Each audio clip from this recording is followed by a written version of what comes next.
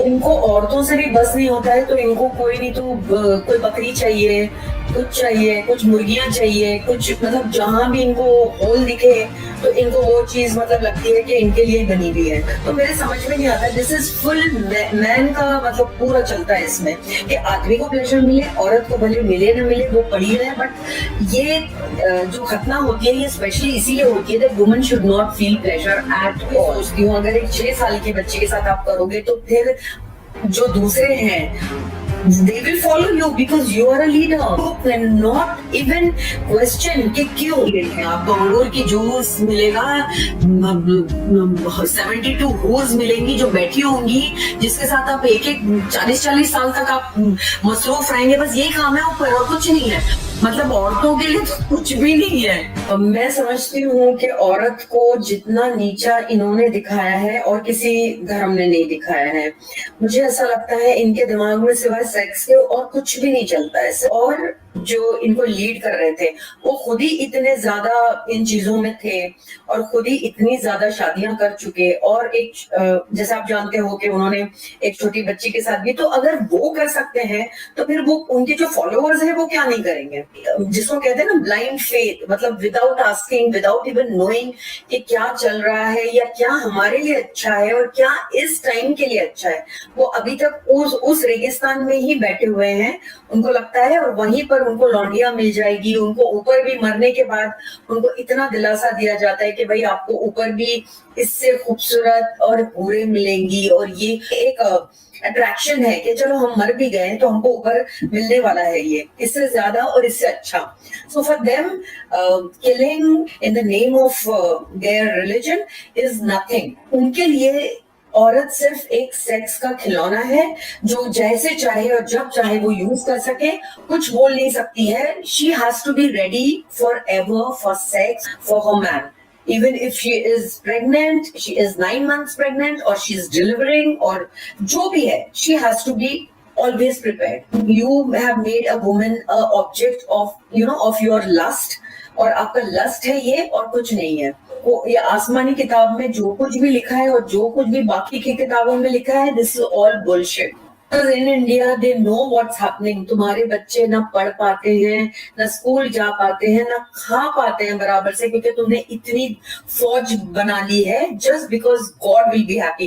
कौन सा ऐसा ऊपर वाला है जो खुश होगा कि देखे कि बच्चे बदतमीज हुए जा रहे हैं, लफंगे हुए जा रहे हैं, ना पढ़ाई है उनको, तो पढ़ेंगे भी कैसे, कहाँ से पढ़ेंगे, क्योंकि उनको वो सिखाया ही नहीं गया है कि एक बच्चा होगा तो आप उसकी बेहतरी सोच सकते हो। अभी भी जब मैं देखती हूँ कोई चैनल्स में दिखाते हैं तो औरतें लड़ रही है कि आप हमारा कौम को ऐसे कैसे बोल सकते। अक्ल की दुश्मन हो, जो भी आप हो, आप ये तो सोचो कि आपके भले के लिए कर रही है। जो भी गवर्नमेंट ये सोचती है कि अब 2 बच्चों के से ज्यादा नहीं होना चाहिए, I would support wholeheartedly because this is a need of the hour. अगर यहाँ का लॉ मानना है तो हमारा कॉन्स्टिट्यूशन लॉ सबसे ऊपर है and you have to abide by it.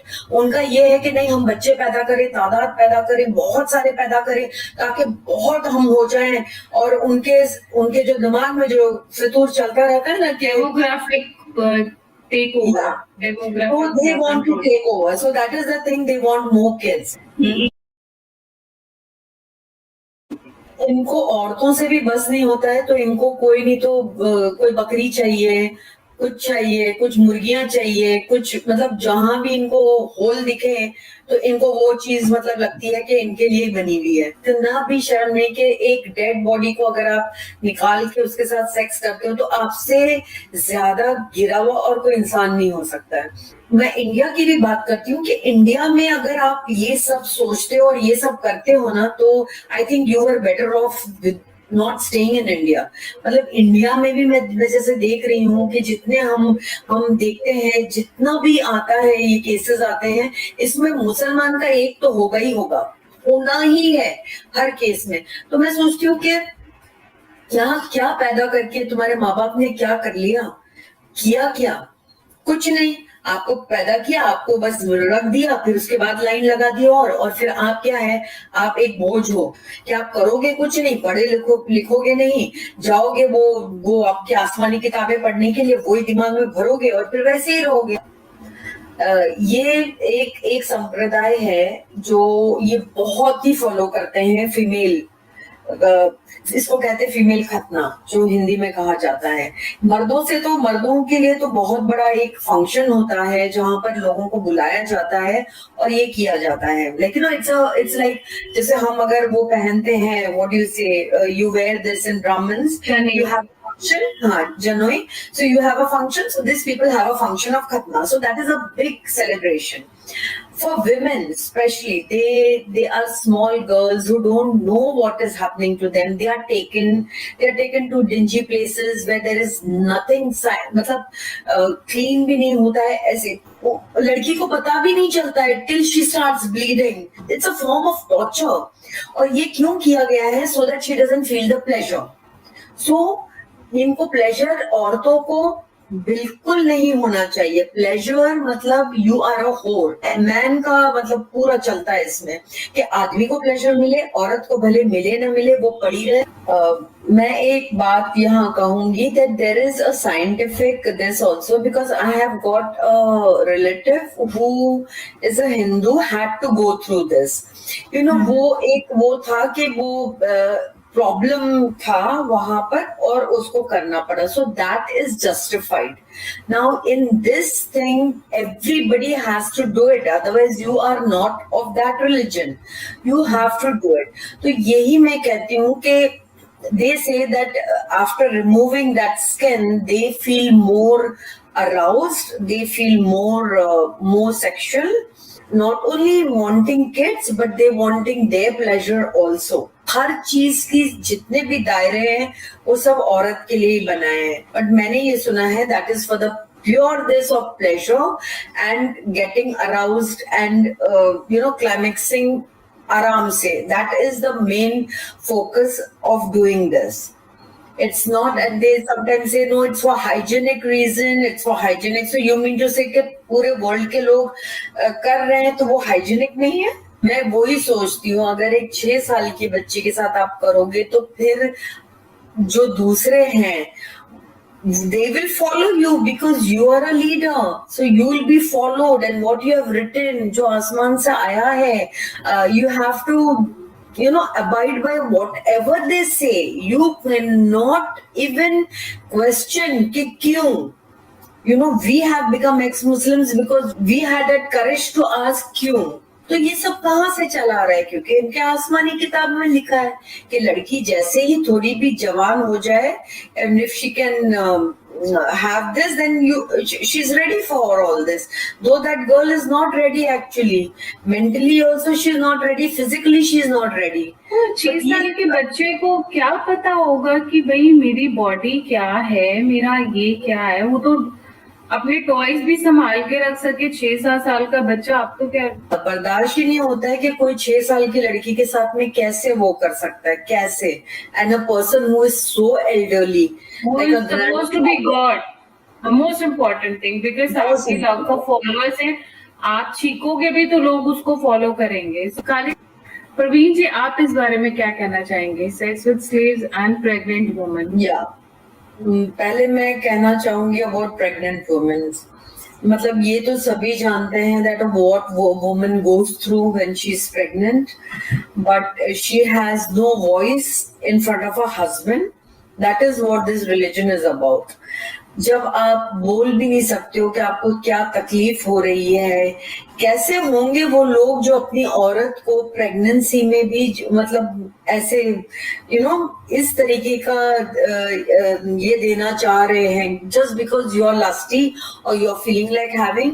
मतलब आप में सेंसिटिविटी कुछ नहीं है, बट ऊपर वाले ने कहा है तो वो औरत भी कुछ नहीं कहेगी. कि यहाँ पर ये आसमानी किताब में लिखा है कि अगर आपकी बीवी अगर रोटी बना रही हो तो इसको मतलब औरतों को कहा गया है कि if you are making something just leave it like this only, and if your husband is calling, just go with him. you know, for sex. Okay, second और thing. कुछ एक वीडियो जैसे वायरल भी हुए थे, उनमें से मैं कुछ आपको क्लिपिंग्स दिखाना चाहूंगी। माया अल्लाह की नबी ने, अगर तुम उस ऊंटनी पर भी बैठी हुई हो और तुम्हारे बच्चे का डिलीवरी का वक्त करीब हो और इस हाल में तुम्हें तुम्हारा शौहर हम बिस्तरी के लिए तुम्हें बुलाए, तुमसे वो ये चाहे कि वो अपनी बीवी से फायदा हासिल करे, तो आए औरत, तुझे उस वक्त भी अपने शौहर के पास जाना पड़ेगा। अल्लाह की नबी फरमाते हैं, अगर तुम चूल्हे पर भी बैठी हो, रोटियां पका रही हो, आग जल रही हो, रोटी जलती है तो जल जाने दो, अगर तुम्हारा शौहर तुम्हें बुलाता है कि तुमसे कुछ फायदा हासिल करे, तो तुम चूल्हे को छोड़कर, रोटियां पकाना छोड़कर अपने शौहर के पास जाओगी। 9 महीने का बच्चा जन रही है और आपको हस्बैंड, मुझे ऐसा लगता है मेरे जैसे हो तो मैं 2-3 थप्पड़ तो पहले मार ही लूं, ये सोच के कि मतलब how can you even think and how can women go through this torture? I don't understand why women don't have voice. मतलब कहाँ तक आप लोग चुप बैठेंगे और कहाँ तक आपका शोषण किया जाएगा। Secondly, I want to talk about slaves. Slaves तो वॉर में जीते हुई औरतें होती थी जो उनको मिल जाती थी। अब उनको क्या है कि हमने उनको एक वो दे दिया है, एक दर्जा दिया है। At least we have kept them. So what have you done? You are using them. तो आपने उसको कोई ऐसी जिंदगी नहीं दी जहां पर वो फकर से कह सके कि चलो हमको अगर लाया भी गया तो हमको कुछ अच्छे के लिए लाया गया again is only for sex. Yazid लोग जो होते हैं ना, तो ये लोग बहुत उनसे चिढ़ते हैं। उनकी लड़की अगर इनको कहीं मिल जाए ना, इन लोगों को, specially the people who are with guns and all of them, अगर उनको कहीं ये मिल जाए तो they just bring her, before raping her they will pray and after raping her also they will pray that we have done a good deed of raping this girl who has, you know, वो उसके कौन से जमाने में उसके कौन से ancient लोगों ने जो किया था उसकी भरपाई आज तक हो रही है। ये अभी हो रहा है, मैं उस वक्त की बात नहीं कर रही हूँ। This is happening now.